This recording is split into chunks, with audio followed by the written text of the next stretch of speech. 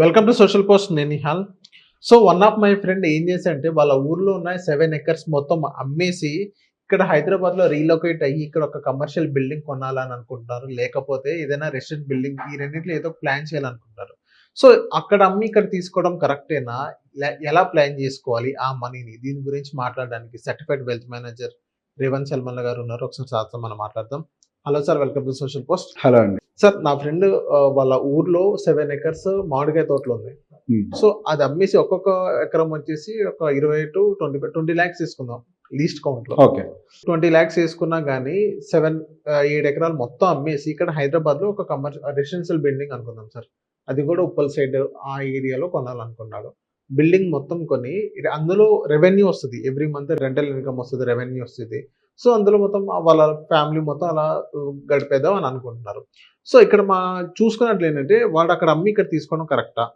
రెండోది, కొత్త తీసుకోవాలా పాత తీసుకోవాలా? కొత్త తీసుకోవాలంటే సేమ్ కాస్ట్ ఉన్నాయి, పాతది కూడా 10 to 20 years ఏదైతే బిల్డింగ్ ఉందో అది కూడా సేమ్ కాస్ట్ ఉన్నాయి.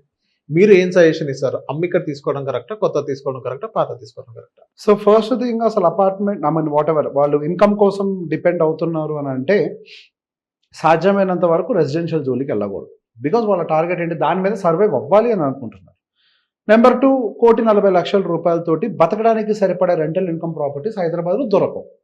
ఇది రెండో కేసు, రైట్? సో బేసిక్గా ఓకే, అది అట్లా కాదులే, కొంచెం ప్రాపర్గా ప్లాన్ చేసుకుందాము, ప్రస్తుతానికైతే మేము బతకగలుగుతున్నాము, మేబీ ఇది ఫ్యూచర్లో మాకు రెంటల్ ఇన్కమ్ని క్రియేట్ చేసినా పర్లేదు. అండ్ మోర్ ఎవర్, సరే మీరు చెప్పిన లాజిక్ ప్రకారం అగ్రికల్చరల్ ల్యాండ్స్ గ్రోత్ అనేది తక్కువగానే ఉంటుంది, హైదరాబాద్లో భూములు ఫాస్ట్గా పెరుగుతూ ఉంటాయి. సో ఇదంతా కూడా ఓకే, కొందాము అని డిసైడ్ అయ్యారనుకోండి. First identifying the location matters. ఎందుకు? రెంటల్ ప్రాపర్టీ మీద మనం రన్ చేయాలనుకుంటున్నాం షోన్ మొత్తాన్ని. ఈ రెంటల్ ప్రాపర్టీ మీద మనం రన్ చేయాలి అని అంటే ఏరియా డిమాండ్ అనేది ఎప్పుడు చూడాలి. హైదరాబాదులో మీరు కొండాపూర్ కావచ్చు, లేకపోతే వసంత్ నగర్ దగ్గర గోపాల్ నగర్లు, ఇట్లాంటి ఏరియాలు ఎక్కడ చూసినా కానీ ₹1,00,000 గజం ఉంది. ఉప్పల్ దగ్గరికి వెళ్ళి ₹1,00,000 గజం. సో ₹1,00,000 గజం అనేది మోస్ట్ కామన్గా హైదరాబాద్లో ప్రతి చోట ఉంది రేటు. ₹1,00,000 గజం అనేది ఇక్కడ ఎక్కడ ల్యాండ్ దొరకట్లేదు. డిస్పైట్ ఆఫ్ ద ఏరియా 1,00,000 యావరేజ్గా నడుస్తుంది, అన్ని చోట్ల నడుస్తుంది ఇది.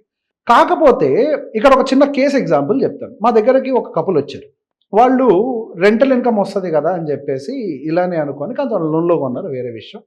వాళ్ళు అట్లనే ఒక 150 గజాలు భూమి కొని దాంట్లో ఏదో ఒక 3 ఫ్లోర్లు బిల్డింగ్ కట్టి ఈఎంఐ కట్టుకొని మనకు రెంట్లు వస్తాయి కదా, దాని మీద మనం బ్యాలెన్స్ చేద్దాంలే అని అనుకున్నాం. కానీ ఇక్కడ సాడ్ రియాలిటీ ఏమైంది అని అంటే వాళ్ళకి అక్కడ 2 BHK ఒక 15,000 వస్తుంది ఉప్పల్లో. ఆ ఏరియాలో ఇంచుమించుగా అంత ఉంటుంది, 15,000 18,000 రెంట్ ఉంటుంది అక్కడ, అంతకు మించే ఉండదు. సో బేసిక్ ఏమైంది, వాళ్ళకి కట్టేటువంటి ఈఎంఐకి వాళ్ళకి వచ్చే రెంట్కి మిస్ మ్యాచ్ అవుతుంది. ఎంత డిఫరెన్స్ ఉంది? హియర్ అండ్ వాళ్ళకి 25,000 తేడా వస్తుంది, 30,000 తేడా వస్తుంది, ఏది ఎక్స్ట్రా జేబులోంచి పడాల్సిందే. సో బేసిక్గా దానివల్ల ఏమవుతుంది, వాళ్ళు ప్రెషర్లోకి వెళ్ళి ఏంటిది అన్న దాంట్లోకి వచ్చారు. సో నేను అదే టైంలో ఒక మాట చెప్పాను, వాళ్ళు కట్టిన టైము ఇంచుమించుగా మేము కట్టిన టైం ఒకటే, కన్స్ట్రక్షన్ ఇంచుమించు పీరియడ్ అంతా కూడా ఒకటే, ఇది ఒకటే సేమ్ టైంలో జరిగింది ఇదంతా. సో బేసిక్గా ఏమవుతుంది, మీ ఉండే ఏరియాలో వచ్చేసరికి 2 BHKకి హియర్ అందరు 28,000 నుంచి 30,000 రెంట్ వస్తుంది. రేటు కూడా ఒకటే, ల్యాండ్ రేట్ ఒకటే, కట్టిన టైం పీరియడ్ ఒకటే, మొత్తం ఒకటే. 1 BHKకి దాదాపు 20,000 వస్తుంది. సో బేసిక్ ఇక్కడ ఏరియా డిమాండ్ అనేది బాగా పనిచేస్తుంది. ఇప్పుడు హైటెక్ సిటీ నుంచి మీరు ఒక 3-4 కిలోమీటర్ల రేడియస్లో ఎక్కడ కొన్నా డిమాండ్ ఎక్కువ. అవును. సో ఎక్కడైతే హై ఎర్నింగ్ పొటెన్షియల్ పీపుల్ ఉంటారో వాళ్ళు సహజంగా ఎక్కువ పే చేయడానికి రెడీ అవుతారు. అండ్ నెంబర్ 2, ఎక్కువ క్రౌడెడ్గా వర్క్ చేసే స్పేసెస్ కూడా ఇంపార్టెంట్. హైటెక్ City is a crowded space. అక్కడ ఒకటే బిల్డింగ్లో కుప్పలు పనిచేస్తూ ఉంటారు, రైట్? సో బేసిక్గా అక్కడ రిక్వైర్మెంట్ కూడా ఎక్కువనే చూస్తారు. రెండోది, ట్రావెలింగ్ కూడా ప్రాబ్లం కదా, ఎంత దూరం నుంచి వచ్చిపోవాలంటే చాలా కష్టం కాబట్టి దాన్ని నియర్ బై చూసుకునే వాళ్ళు చాలా మంది ఉంటారు. 5,000 రెంట్ ఎక్కువైనా పెడతానులే అని. That is how the rental demand is created. ఎక్కువైనా పెడతానులే, అక్కడ నుంచి నాకు ట్రాన్స్పోర్ట్ బోర్డు అవుతుంది, ఆరోగ్యం పాడవుతుందని. సో అదే ప్లాన్ కనుక వాళ్ళు ఇంకొక ఏరియాలో ఇంప్లిమెంట్ చేసుకుంటే వాళ్ళకి బర్డెన్ అయ్యేది కాదు. సో సింపుల్ లెక్క వేసుకుందాం. ఇప్పుడు నార్మల్గా 150 గజాల్లోనంటే గ్రౌండ్ ఫ్లోర్లో 1 BHK, ఫస్ట్ ఫ్లోర్లో 1 BHKలు, సెకండ్ ఫ్లోర్లో ఒక 2 1 BHKలు, పైన పెంట్ హౌస్లో 1 BHK, మొత్తం కలిపి 6 1 BHKలు వేసుకోవచ్చు ఆరామ్సే, రైట్? ఇప్పుడు అదే 1 BHKలు ఉప్పల్లో వేస్తే మీకు 60,000 రెంట్ వస్తుంది. అదే 1 BHKలు మీరు ఇక్కడ హైటెక్ సిటీ చుట్టుపక్కల వేసుకుంటే మీకు డబల్ ద రెంట్ మీకు పే చేస్తారు. హియర్ అండ్ దేర్ మంత్లీ 1,20,000 వస్తుంది. 20,000 కదా ఆల్మోస్ట్ 1 BHK రెంట్లు ఇప్పుడు. అవును. సో ఈ ఏరియాలో, చుట్టుపక్కల ఏరియాల్లో అంటే మీకు ఆల్మోస్ట్ డబల్ ద రెంట్ మీకు ఇక్కడ తేడా వస్తుంది. So picking up the area is very much important. అక్కడ రెంటల్ ఈల్డ్ ఎంత ఉందో క్యాలిక్యులేట్ చేయాలి. ఇక్కడ ఒక మంచి విషయం ఏంటి అంటే మంచి రెంటల్ వచ్చే దగ్గర కూడా రేట్లు అంతే ఉన్నాయి. సహజంగా ఇది జరగదు, ప్రైస్ డిఫరెన్స్ ఎక్కువ ఉండాలి, యూజువల్లీ జరగదు, బట్ ఇప్పుడు అది ఉంది సిచ్యువేషన్ ఇక్కడ.